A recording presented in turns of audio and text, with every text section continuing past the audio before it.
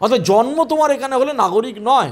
এরা জানেই না আসামে এইভাবে 1 কোটি বাঙালির মধ্যে, বাঙালি বলতে যাদের মাতৃভাষা বাংলা, যারা বাড়িতে বাংলায় কথা বলে, 1 কোটি লোকের মধ্যে 20 লক্ষ মানুষকে বেনাগরিক করে দেওয়া হয়েছে। পশ্চিমবঙ্গের এই ভদ্রবিত্ত সমাজ মুখ বুজে ছিল, তাদের প্রতি আমার ক্ষোভ। এটা কোনো দিন আপনারা বলেছেন? কোনো দিন এবার ভোট দিতে গেছে হাজব্যান্ডকে নিয়ে, এসে বলছে যে হাজব্যান্ডের ভোট দিয়েছে তার ছবি মিলছে, কিন্তু বউয়ের ছবি মিলছে না। ইলেকশন ঘোষণার একেবারে তড়িঘড়ি করে 24 ঘন্টা আগে যে ঘোষণা করা হলো 10 লাখ, 2 লাখ দেওয়া হবে, 10,000 করে অ্যাকাউন্টে ঢুকে যাবে এর মধ্যে। তো ইলেকশন কমিশন অন্য সময় এইটা সব সময় আটকে দিয়েছে যে স্টেটে যারা পাওয়ারে আছে তাদেরকে টাকা ঢোকানোর। মহারাষ্ট্রে একবার ঢুকিয়েছিল, ইলেকশন কমিশন চুপ করেছিল। আর এবার ইলেকশন চলছে, ও তো দফায় দফায় করেছে, প্রায় 2 কোটি 2.5 কোটি মহিলাকে, প্রথমে 5 lakh. On the election campaign চলছে, ভোট প্রক্রিয়ার মধ্যে ফার্স্ট ফেজ হয়ে গেছে, সেকেন্ড ফেজ ভোটের আগে টাকা ঢুকেছে অ্যাকাউন্টে, শুক্রবার দিন টাকা ঢুকেছে। এই যারা সাংবাদিকরা দৌড়াচ্ছে তারা জানেই না। উল্টোডাঙ্গা ব্রিজ থেকে আমি যখন সাংবাদিকতা করেছি, উল্টোডাঙ্গা ফ্লাইওভার ক্রস করলে এয়ারপোর্ট পর্যন্ত ডান দিকটা একেবারে জলাভূমি, নিচু এলাকা ছিল, দূরে দূরে গ্রাম ছিল।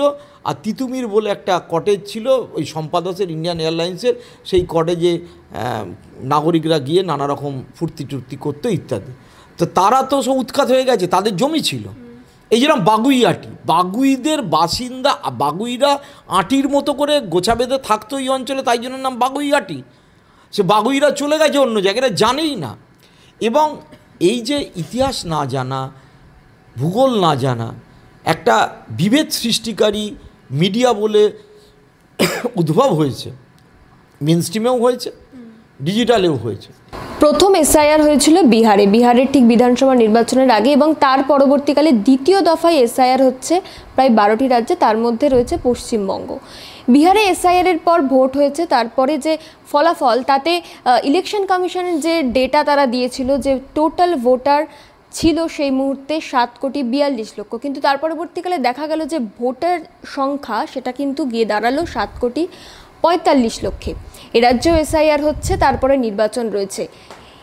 এই বিষয়ে আলোচনা করবে এই মুহূর্তে রয়েছেন আমার সঙ্গে বিশিষ্ট সাংবাদিক প্রসূন আচার্য। স্যার, এই যে তফাৎটা 7,42,00,000 ইলেকশন কমিশনের ডেটা এবং ভোটার যেটা এলো সেটা হলো 7,45,00,000, এই গড়মিলটা মানে এটা কীভাবে? এ রাজ্যতে এসআইআর হচ্ছে। অ্যাকচুয়ালি বিহারে যখন এসআইআর হচ্ছিল তখন যেটা শুনছিলাম এখানে বসে, যে লোকের বাড়িতে ফর্ম দিচ্ছে না, বিভিন্ন সাংবাদিক যারা, মানে আমি বলছি না যে তারা পেড ইউটিউবার, সাংবাদিক ছিল, ইউটিউব খুলেছে, অজিত অঞ্জুম দেখাচ্ছিল, বিএলওরা সই করছে, ওর এগেনস্টে কেসও হয়েছে, যে প্রচুর লোকের নাম বাদ চলে যাচ্ছে।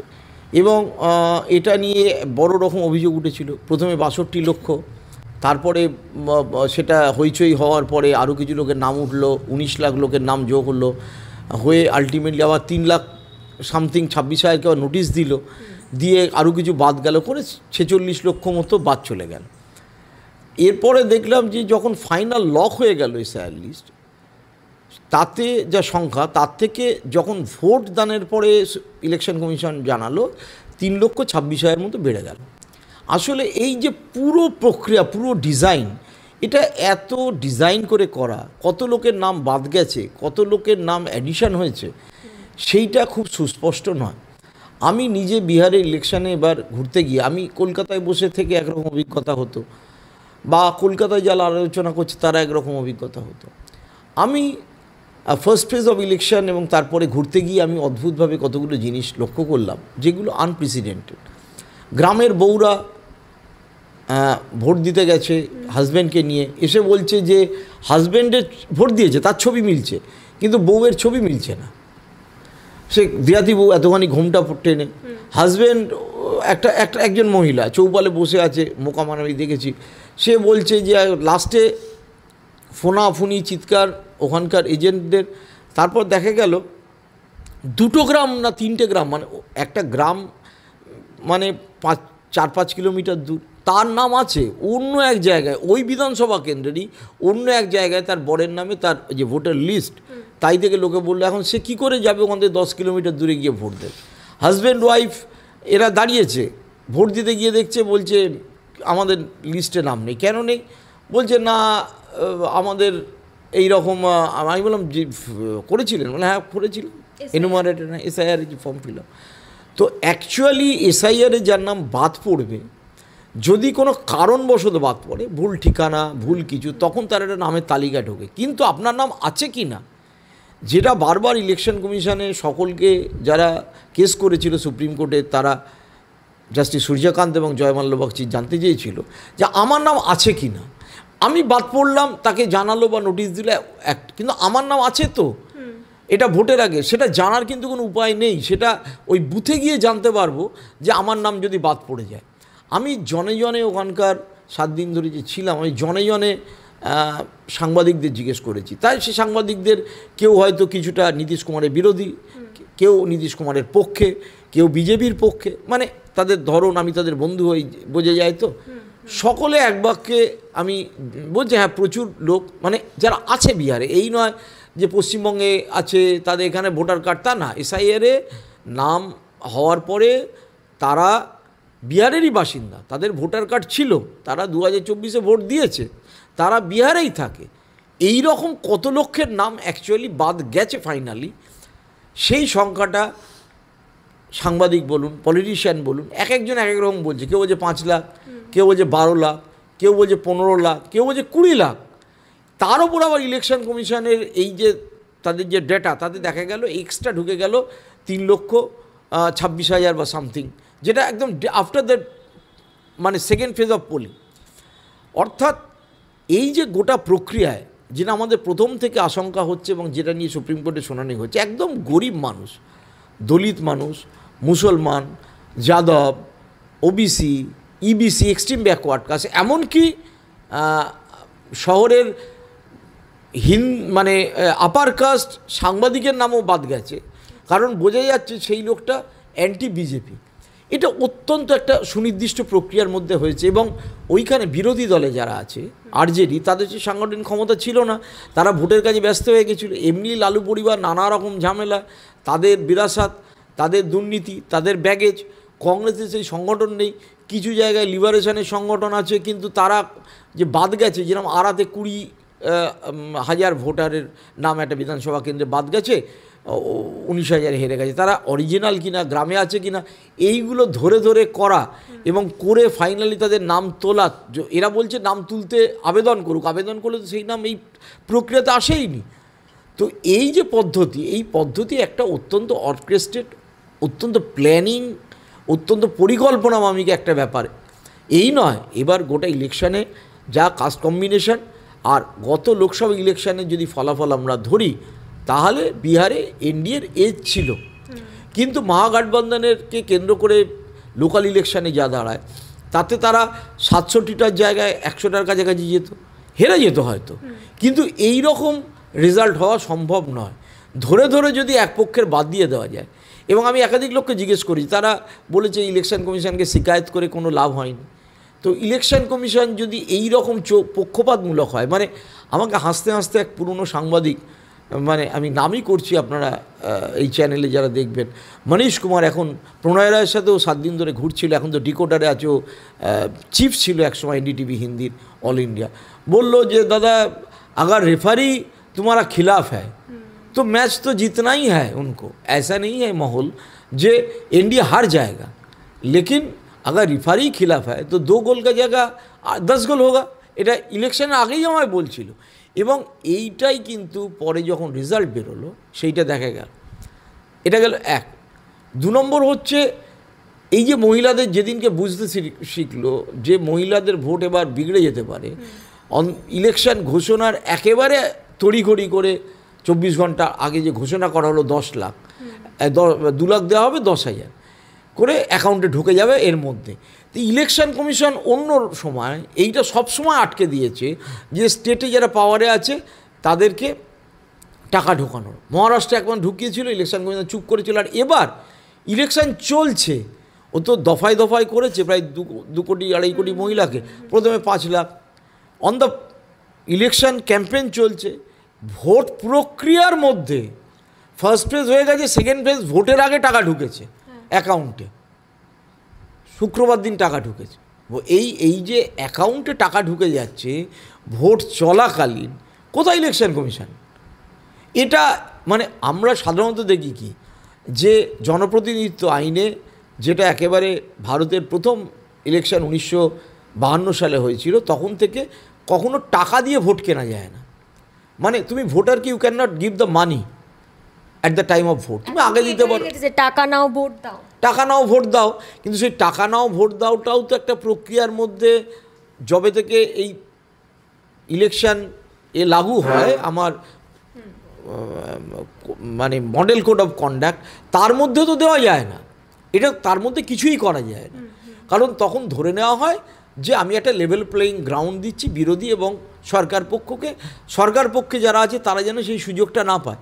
কিন্তু সেই লেভেল প্লেয়িং গ্রাউন্ড তো দূরস্থান, ওই ভোট চলাকালীন মহিলাদের অ্যাকাউন্টে টাকা ঢুকছে। এটা মানে আমি কারোর বাড়িতে গিয়ে একজন মহিলাকে 500 টাকা দিলাম, ক্যামেরায় বন্দি করলো, আমাকে ইলেকশন কমিশন প্রশ্ন তুলতে পারে। আর আমি সরকারে আছি, আমি তার অ্যাকাউন্টে 10,000 টাকা ভোটের আগের দিন ঢুকিয়ে দিলাম, আমাকে ইলেকশন কমিশন কোনো প্রশ্নই করলো না। এবং আমি একটা গ্রামে গিয়ে কতটা টাকা বাঁটবো, একটা গ্রামে গিয়ে একটা গ্রামে বাঁটলাম, দুটো গ্রামে বাঁটলাম, এ তো লক্ষ লক্ষ মহিলার অ্যাকাউন্টে। এবং এটা phase by phase 20 lakh 25 lakh করে এক একটা ফেজে মহিলাদের দেওয়া হয়েছে। সেই মহিলা আরও 4 জনকে বলেছে তোমাকে নির্দিষ্ট টাকা দিয়েছে, না দেয়নি, তাহলে তুমি পেয়ে যাবে বিজেপিকে। এই কাজ মানে দুটো সাইমালটেনিয়াসলি চলেছে, টাকা ঢোকানো এবং ভোটারদের নাম কাটা। আমি এটা বলছি না যে ইলেকশন মহাগঠবন্ধন জিতবেই, তার সেটাকে রিগড করে হারানো হয়েছে। এটাও বলছি না যে এনডিএর এত অবস্থা খারাপ তারা একবারে নিচে নেমে আসবে। আমি যদি লোকসভারও তুল্যমূল্য বিচার করি এবং সেটাকে প্রজেকশানে ফেলি এবং তার সাথে অ্যান্টি ইনকামবেন্সি ফ্যাক্টর যোগ করি এবং সমস্ত এক্সিট পোল মোরাললেস যেগুলো প্রতিষ্ঠিত, তারা শুধু নয়, আমি পার্টনার 8-10 জন পলিটিশিয়ান ছেড়ে দিলাম, তারা তো তাদের দলের মতোই বলবে, তাদের সকলের সাথে কথা বলেছি, কেউ 100 নিচে মহাগঠবন্ধনকে দেয়নি এবং সকলে এক কথা বলছিল যে বিজেপি 3rd পজিশনে চলে আসবে। কি এমন ঘটনা ঘটতে পারে?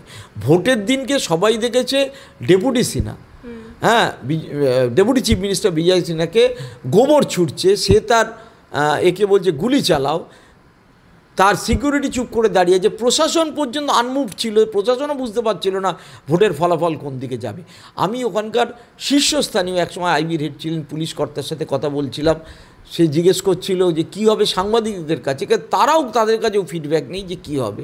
তো এই রকম যখন একটা অবস্থা, সেখানে তার সাথে এই সুনামির মতো রেজাল্ট মানা যায় না।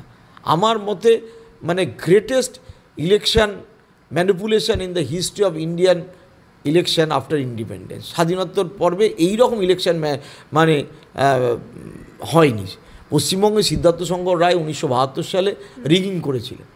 আমাকে বরুণ সেনগুপ্ত বলতেন, যেহেতু সিদ্ধার্থ শঙ্কর রায় তাকে জেলে ভরেছিল, সে তো পরেকার কথা, বলতেন যে সিদ্ধার্থ শঙ্কর রায় কংগ্রেস জিততো, সিবিএম বিরুদ্ধে এত ক্ষোভ ছিল লোকের, কিন্তু কত কেন্দ্রে করেছে? 40টা 50টা 60টা কেন্দ্রে করেছিল, জ্যোতি বোসকে হারিয়েছিল টার্গেট করে।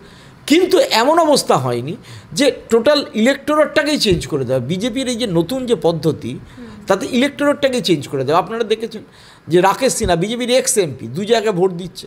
শুধু তাই নয়, গুড্ডু, আমি টাইটেলটা ভুলে গেলাম, সে উত্তরাখণ্ডের আইটি চিফ, সে 2 জায়গায় ভোট দিচ্ছে। আরও বহু মানুষ ভোট দিয়েছে। কপিল সিব্বল যে করেছে, ট্রেনে করে এসছে, এটা আনা হয়েছে। ওই এক্সেস ভোট অ্যাড হয়েছে।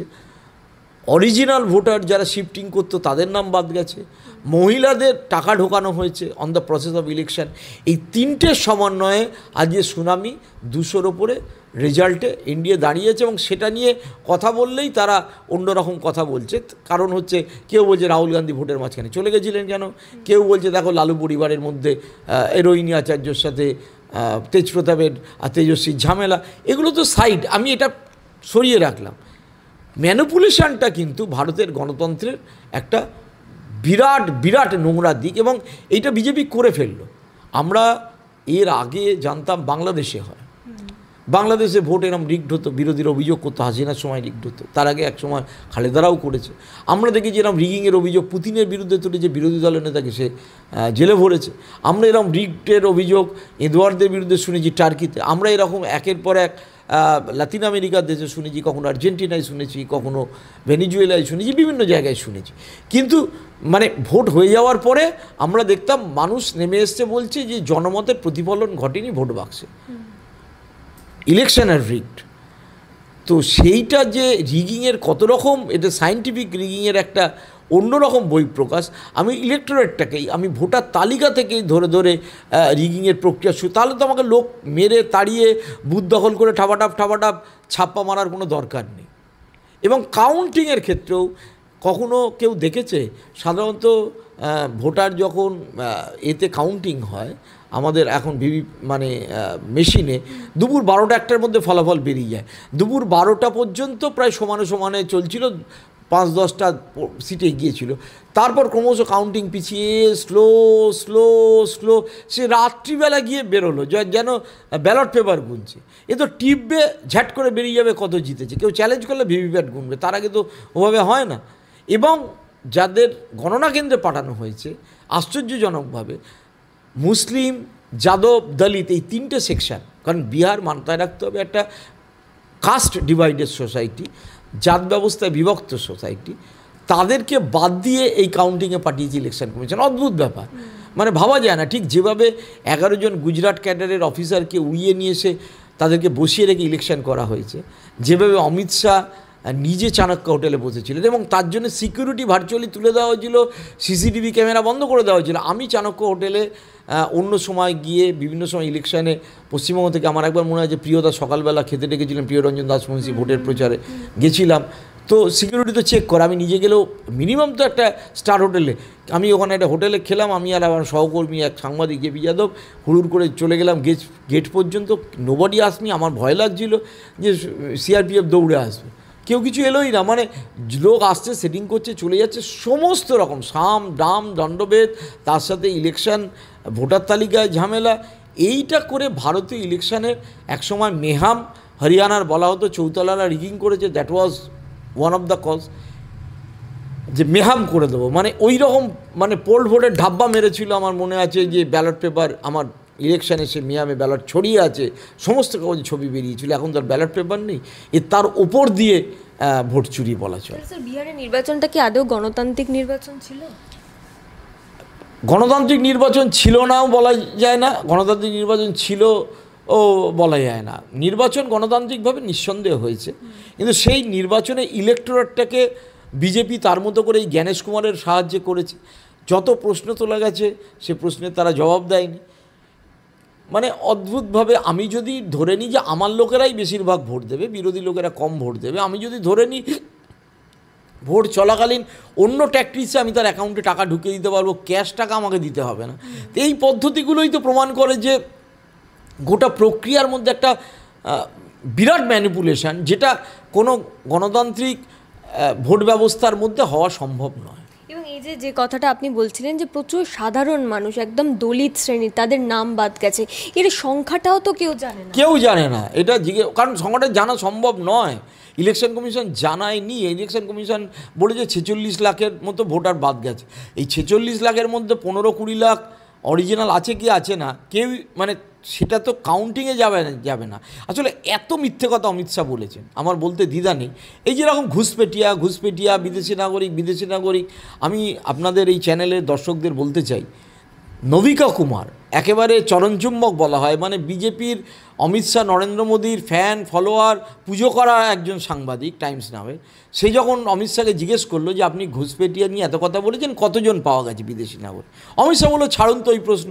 ঠিক অমিত শাহ যেভাবে ওই 15 লাখ টাকাটাকে পরে যখন ইন্টারভিউ হতো জুমলা থা বলে উড়িয়ে দিয়েছিল, অর্থাৎ ঘুষপেটিয়া কিন্তু ইলেকশন কমিশন অফিসিয়ালি কোনো হিসেব দেয়নি। যোগেন্দ্র যাদব এবং অন্যান্যরা টোটাল এই ভোটার লিস্ট 7.5 কোটির এক্সারসাইজ করে একটা বার করেছিল যে 390 জন বিদেশি নাগরিকের জন্য বাদ গেছে ওই বাদ যাওয়া তালিকা থেকে, তার মধ্যে 76 জন মুসলমান, তার মধ্যে কিছু লোক মরেও গেছে, আর বাকিরা হিন্দু, তারা হয়তো নেপালের বাসিন্দা। কিন্তু ইলেকশন কমিশন আজ পর্যন্ত বলেনি যে আমি কোন লোককে কত কারণে বাদ দিলাম। এই পুরোটা একটা অন্ধকারে রেখে করা, এই পুরো প্রক্রিয়া, এই রকম ইলেকশন কমিশন আমি অন্তত এই আজ যে 37 বছর সাংবাদিকতা করছি, 9 করে 20-25টা ইলেকশন করেছি বিভিন্ন স্তরে। আমি বিহারেরই 7খানা ইলেকশন বিহারেই করেছি, কভার করেছি। 98-এর ইলেকশন, 99-এর ইলেকশন, 2000-এর ইলেকশন, 2000-এর দুটো ইলেকশন, 2005-এর ইলেকশন, 2009-এর ইলেকশন, 2010-এর ইলেকশন, আজ এটা কোনোদিন এই অবস্থা দেখিনি। এরকম যদি এ রাজ্যে হয় তো এসআইআর তো এখানেও হচ্ছে, আশা করছেন কি এ রাজ্যে এরকম কিছু হতে পারে? এ রাজ্যে তো সবার আগে বাদ যাবে মতুয়াদের ভোট।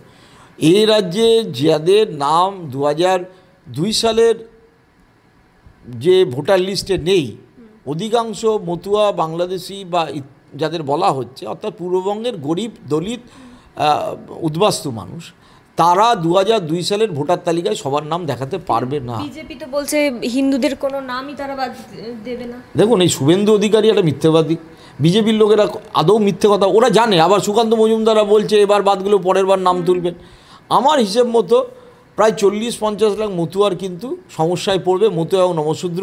কারণ ওই 2002 সালের তালিকায় তাদের কতজন নাম দেখাতে পারবে তার যে প্রমাণপত্র, দেখুন একটা হচ্ছে আপাতত পশ্চিমবঙ্গের হিসেবে এসছে কত 56 লাখ না 55 লাখ, আমি যা অ্যাপারেন্টলি দেখছিলাম, পাওয়া যাচ্ছে না। কিন্তু এটা তো প্রথম দিকে যেটা কিউআর কোড সমেত এসআইআরের ফর্ম বিলি হচ্ছে, সেটা 2025-এর জানুয়ারি মাসের যে ভোটার তালিকা তার ভিত্তিতে। কিন্তু সেই ভোটার তালিকায় যাদের নাম আছে, আমি যেরকম এসআইআর ফিল আপ করতে গিয়ে দেখছিলাম, পুরো এখনও হয়নি, আমি এসছি সবে এসআইআর পেয়েছি হাতে, যে আমাকে 2002 সালের ভোটার তালিকায় কি ভোটার কার্ড নাম্বার ছিল আমাকে পুট করতে হচ্ছে, আমার মার কি নাম্বার ছিল, আলাদা নাম্বার, এই এপিক নাম্বার না, পুট করতে হচ্ছে। তো সেই তালিকায় তো 2002 সালে যাদের নাম নেই, ওই তালিকাটা যারা খুঁজে পাচ্ছে না, তার আগে ছিল, তারা তো পুট করতে পারবে না। যে মুহূর্তে পুট করতে পারবে না তাদের নাম বাজে। আমি দুটো ছোট উদাহরণ দিচ্ছি। মানে আমার পরিবারের একজন অত্যন্ত ঘনিষ্ঠ এক আত্মীয়, তাদের ভোট ছিল উত্তর 24 পরগনার একটা জেলা এবং তারা এখানকারই বাসিন্দা, তারা বরাবর ভোট দিয়েছে। ওই সময় তার হাজব্যান্ডের চাকরির সুবাদে এক জায়গা থেকে আরেক জায়গায় শিফটিং করছিল, ভোটার কার্ডের একটা জায়গা থেকে আরেক জায়গায় 2004-এ ভোট দিয়েছে। 2000 সালেও 2000 এখানে একে ভোট হয়েছিল, তাতেও ভোট দিয়েছে। কিন্তু ওই 2002 সালের ভোটার যে আইআর ইন্টেন্সিভ রিভিনারি, প্রথম কথা এসআইআর হয়নি, তখন বাড়ি বাড়ি গিয়ে জিজ্ঞেস করা হতো যে আপনার বাড়িতে লোক আছে কিনা, মরে গেছে কিনা, বেঁচে আছে কিনা, আর এখানে থাকে কিনা। সুতরাং সম্পূর্ণ মিথ্যে কথা বিজেপি বলে যাচ্ছে যে এসআইআর করা হচ্ছে, আর সেই কথাটা তৃণমূল স্বীকার করছে, সিপিএমও বোঝায়। সিপিএমের লোকেরা চায় মমতা দূর হোক, কারণ তারা চায় নাম বাদ গেলে মমতা হেরে যাবে, কিছুই হারবে না। আর তৃণমূলের লোকেরা চাইছে যে আমাদের লোকের নামগুলো থাকলেই কোনো মতো বেরিয়ে যাব। আর বিজেপির লোকেরা চাইছে অদ্ভুত ব্যাপার যে কিছু লোক বাদ চলে গেলেও আমি ওটা অ্যাডজাস্ট করে নেব। এই তিনটে দলের লোকেরা এই লোকের কথা ভাবছে না। আমার অত্যন্ত ঘনিষ্ঠ রিলেটিভ, অত্যন্ত একবারে ব্লাড রিলেশন, তাদের বাড়ির লোকেদের, তাদের ভোটার এইবারের তালিকা আছে, তারা এখন কলকাতারই আছে, তারা বাইরে চাকরি করতো জেলাতে। বলছে আমার দাদা, আমার 2002 সালের তো ভোটার লিস্টে নাম পাচ্ছি না, কোথায় ছিল ওই, তখন তো মানে বুথ চেঞ্জ হয়েছিল, পাড়া সিপিএম একবার করেছিল ডিলিমিটেশন, তাহলে আমাদের তো নাম তাহলে এবার ভোটার তালিকায় তোরা সম্ভব না। আমার এক বন্ধু কালকে জিজ্ঞেস করছিলেন, বিদেশে থাকতেন, তারপরে দিল্লিতে থাকতেন, বিরাট চাকরি করেন, যে ও আমাকে বলল যে আমি তো ভোটার কার্ড নতুন করেছি কিছুদিন আগে কলকাতায়, দিল্লি থেকে চলে এসে, কিন্তু 2002 সালে তো আমার নাম ছিল না, আমি তখন বাইরে ছিলাম। তো আমি আমার বাবার বাইরের ভোটার তালিকা বার করেছি, কি বলছে 80-র দশক 90-র দশকে কেটে কুটে, এবং তার ওয়াইফ দিল্লিতে অত্যন্ত বড় পজিশানে, একেবারে নর্থ ব্লক সাউথ ব্লকে চাকরি করা। বলছে আমাদের তো ওই 2002 সালের এটাই পাওয়া যাচ্ছে না, আমরা তখন ছিলাম না, তাহলে কি আমার ভোটার তালিকায় হবে না? এইরকম বহু মানুষের নাম কিন্তু বাদ যাবে। পশ্চিমবঙ্গে কত লোকের নাম বাদ যাবে কেউ জানে না।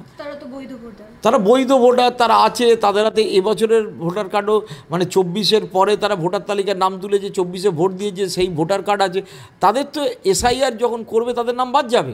শুভেন্দু অধিকারীর বা বিজেপির যারা বলছে, আমি I am sorry to say, কারণ 14 পুরুষের ক্ষমতা নেই এই ভোটার তালিকা তাদের নাম তুলবে। ঠিক মতুয়া আজকে মমতাবালা ঠাকুর অনশনে বসেছেন কেন? বাধ্য হয়ে বসেছে, এবং যিনি বসিয়েছেন সুকৃতি রঞ্জন বিশ্বাস বা অন্যরা, তারা বুঝতে পেরেছে যে বহু লোকের নাম বাদ যাবে। বিজেপি এইটা নিচ্ছে এই ঝুঁকিটা, এই কারণেই নিচ্ছে। বিজেপি জানে পশ্চিমবঙ্গে যা হওয়ার হবে, আমি বাদফাত দিয়ে যদি একটা জায়গা আনতে পারি এবং তারপর বাংলাদেশি এত লক্ষ রোহিঙ্গা, এই যে রোহিঙ্গার তথ্য, গোটা বিহারের পর্বে রোহিঙ্গা ছিল, একটা রোহিঙ্গাকে তো এখন পাওয়া গেল না, তো কোথায় ধরে হাজির করলো না, কোথায় জেলে দিল না। রোহিঙ্গা হলে বিদেশি নাগরিক, রোহিঙ্গাদের কিছু সুনির্দিষ্ট ক্যাম্প ইউএনওর আছে, নুতে আছে, হায়দ্রাবাদে আছে, দিল্লিতে আছে, তো কই রোহিঙ্গা ক্যাম্পে 25-26 অফিসিয়ালি থাকতে পারে, হয় তাদের জেলে দেবে। যেরকম এই বছরেই গোড়ার দিকে কিছু রোহিঙ্গা বাংলাদেশ থেকে আসছিল, ধরা পড়েছিল, তার যে বোধহয় 60-70 জন তারা দমদম সেন্ট্রাল জেলে রয়েছে। কই একজনও রোহিঙ্গা তো ধরা পড়লো না বিহারে।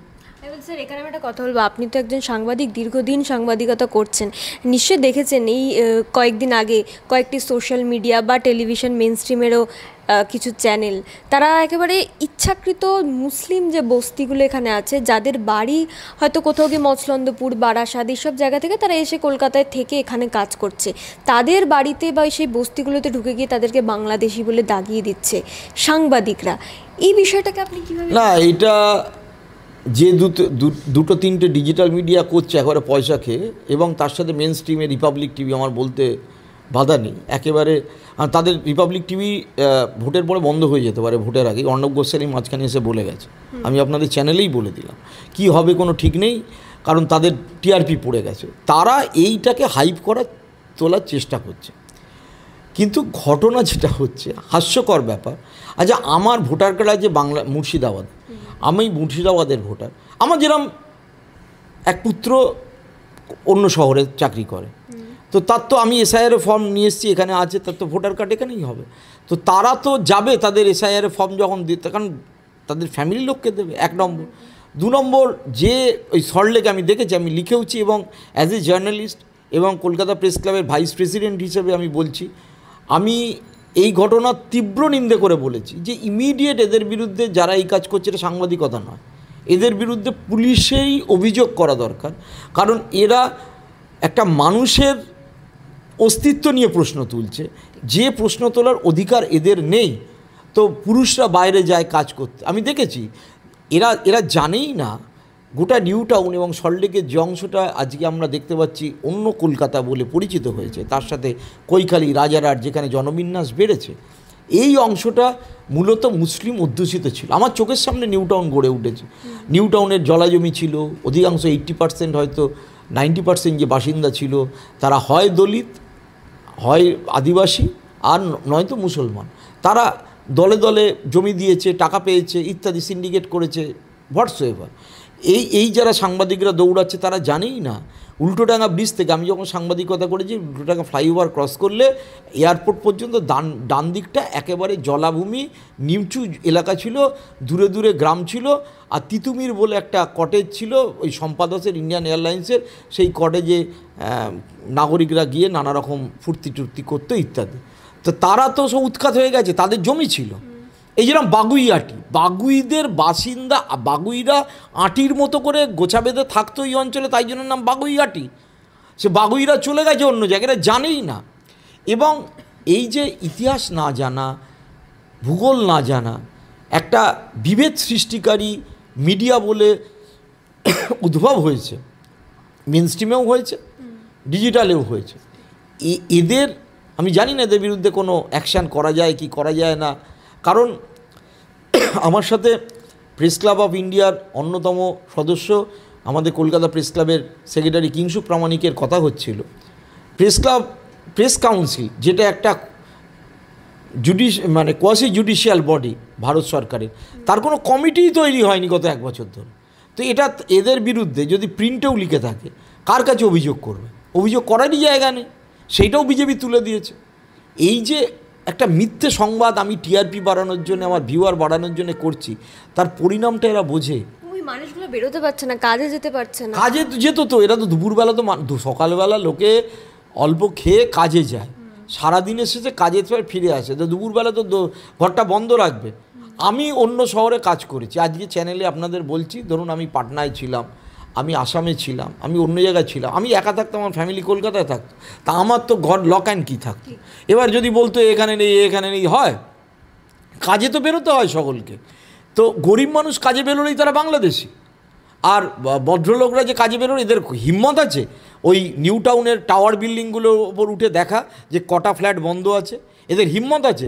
সল্টলেকে আমি সেদিন গুনছিলাম, সল্টলেকে পাঞ্জাব ন্যাশনাল ব্যাংক থেকে একদম সেক্টর 5 পর্যন্ত প্রায় 30টা বাড়ির সম্পূর্ণভাবে লক অ্যান্ড কি হয়ে পড়ে রয়েছে, এবং কোনোটা বিক্রি হবে, কোনোটা সাবলেট করার জন্য, কোনোটা ভাঙবে।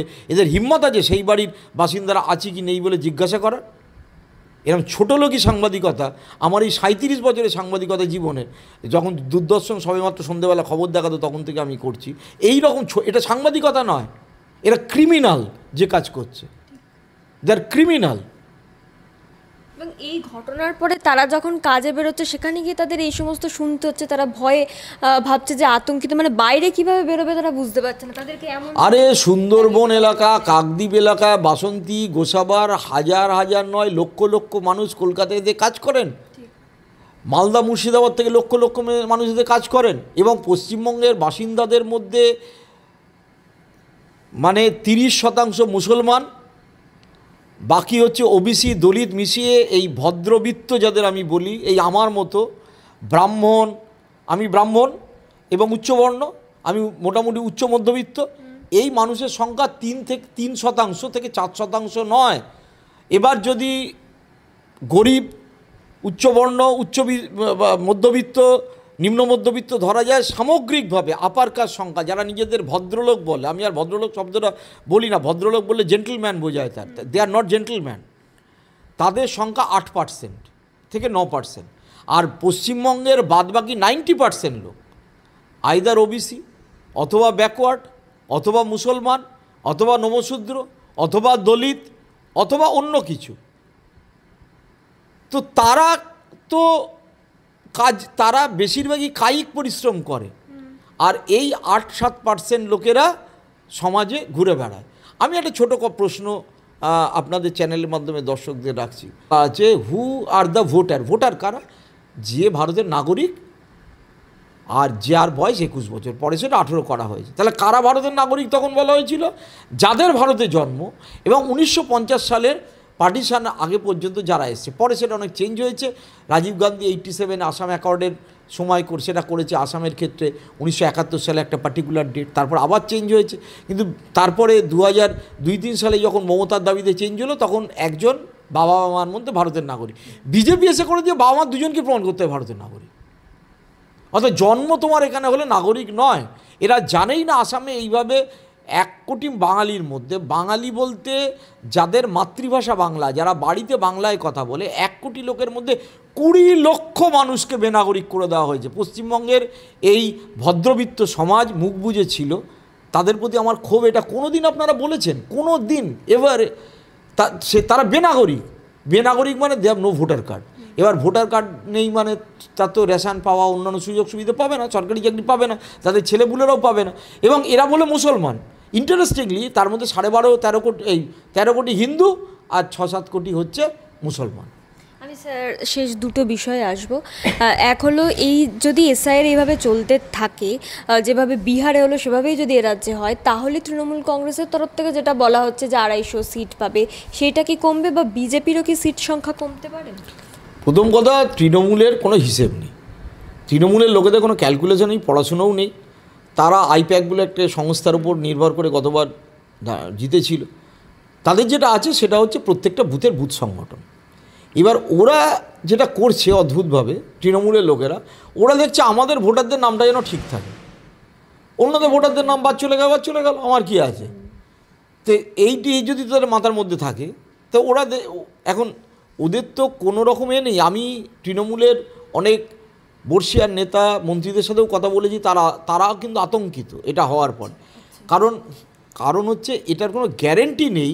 ভোটার কারুর কেনার নয়, ভোটার কারুর চাকরও নয়, কেনা গোলামও নয়। তাহলে সিপিএমের এত ভোটার ছিল, সিপিএম পার্টি হেরে গেল কী করে? আমি যখন 2011 সালে হেরে গেল, অদ্ভুতভাবে একটা তথ্য বার করে আমি তৎকালীন, আমি আনন্দবাজারে কাজ করতাম, পোস্টেরই লিখেছিলাম যে যদি দেখা যায় তখনকার তাদের শ্রমিক সংগঠন, কৃষক সংগঠন, সেই অটো চালক থেকে শুরু করে গ্রাম, শুধু এইটাকেই ধরা যায়, শিক্ষক সংগঠন, তাতেই 2.5-3 কোটি লোক সিপিএমের রেগুলার চাঁদা দেয়। সাধারণ লোক, পার্টি মেম্বার বাদ দিয়ে 3 কোটি না 3.5 কোটি না 3 কোটি, এরকম একটা আপনি আমার যে মনে নেই। তো তারা তো ভোট দেবে রে ভাই, সে তো তার 2 মাস আগেও তো চাঁদা দিয়েছে, ভোটের আগেও হয়তো চাঁদা দিয়েছে, তারপর ভোট দিয়েছে গিয়ে তৃণমূলে। ভোটার কারুর পৃথিবীতে কেনা নয়। এবার তৃণমূল এটা ভাবছে যে আমাদেরগুলো বেঁচে গেল। আচ্ছা, এরা কি তৃণমূলের ছিল? এটা তো ছিল না, এটা তো সিপিএমের ছিল। সিপিএমের একটা বড় সেকশান, বেশিরভাগ বড় সেকশান চলে গেছে বিজেপিতে। এবং এই ভদ্রবিত্ত যাদের বলছি, উচ্চবর্ণ উচ্চবিত্ত ভদ্রবিত্ত, এরা মমতা ব্যানার্জিকে ঘৃণা করে। ঘৃণা করার নানা কারণ আছে, আজ আর বিস্তারিত বললাম না। মমতাকে উৎখাত করতে চায় এরা। 11 সালে মমতাকে একটা সেকশন ভোট দিয়েছিল সিপিএমকে হাঁটাতেই। এরা এখন সব বিজেপির ভোটার হয়ে গেছে। ফলে বিজেপি আবার ভাবছে যে আমি যদি এটা প্রচার, তখন তো বিজেপি ঠিক এই বিহারের মতোই প্রচার করবে যে ঘুষপেটিয়া বাংলাদেশি 1 কোটি বাদ চলে গেল।